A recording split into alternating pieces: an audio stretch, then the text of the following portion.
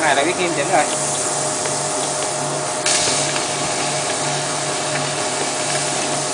Xếp mình ra. Trong.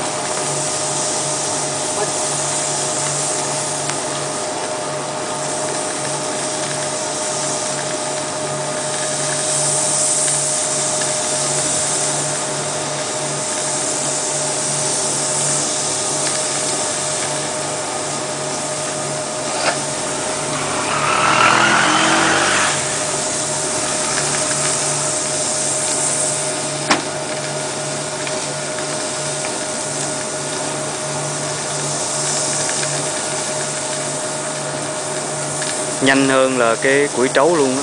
Nhanh hơn củi trấu. Đấy, quá đáng. Rồi ra luôn.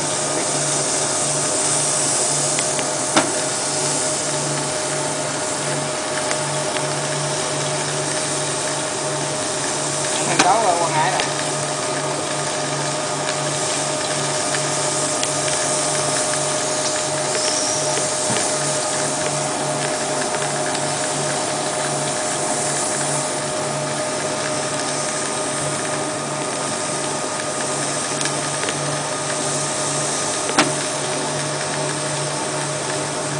Má một thằng hút thằng bẻ, hút kiểu này một thằng hút thằng bẻ đấm đuối à.